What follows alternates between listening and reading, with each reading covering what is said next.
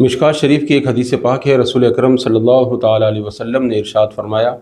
من رآ ہلال ذی الحجہ و اراد ان یضحی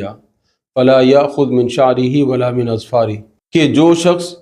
ذوالحج کا چاند دیکھے اور اس کا قربانی کرنے کا ارادہ ہو تو اسے چاہیے کہ وہ ان دنوں میں نہ تو اپنے ناخن کاٹے نہ ہی اپنے بال کاٹے۔ اب اس حدیث پاک میں رسول اکرم صلی اللہ تعالیٰ علیہ وسلم نے یہ ارشاد فرمایا کہ جو ذوالحج کے ابتدائی 10 دن ہیں، ذوالحج کی پہلی تاریخ سے لے کر قربانی تک، یہ جو دن ہیں 10 دن ہیں یا 11 یا 12، جب تک بندہ قربانی نہ کرے ان دنوں تک، ان دنوں میں ناخن کاٹنے سے اور بال کاٹنے سے رسول پاک علیہ الصلوۃ والسلام نے منع فرمایا ہے۔ لیکن یہ جو رسول اکرم صلی اللہ علیہ وسلم نے منع فرمایا ہے یہ وجوبی طور پر نہیں ہے، یعنی ایسا کرنا یہ ضروری نہیں ہے کہ بندہ ان 10 دنوں میں ناخن نہ کاٹے، بلکہ یہ مستحب عمل ہے۔ اگر کوئی شخص ایسا کرتا ہے تو اس کو ثواب ملے گا،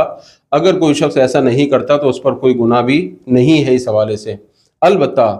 اگر کسی شخص کو یہ 10 دن شروع ہونے سے پہلے ناخن کاٹے ہوئے 30-31 دن ہو گئے، 32 دن ہو گئے، یا موئے زیر ناف بال وغیرہ کاٹے ہوئے اس کو اتنا ٹائم ہو گیا ہے، تو پھر اب اگر وہ یہ 10 دن مزید نہیں کاٹے گا تو یہ 40 دن سے زیادہ کا عرصہ بن جائے گا، تو اب اس پر لازم ہے کہ وہ 40 دن سے پہلے اپنے ناخن بھی کاٹے اور بال وغیرہ بھی اپنے کاٹ لے، کیونکہ 40 دن سے زیادہ دیر کرنا یہ گناہ ہے، اس سے بچنا ضروری ہے۔ تو لہٰذا جو احباب قربانی کرنے کا ارادہ رکھتے ہیں ان کے لیے ثواب ہے، بہتر ہے کہ وہ ان 10 دنوں کے اندر یا 11-12 دنوں کے اندر اپنے ناخن اور بال وغیرہ نہ تراشیں۔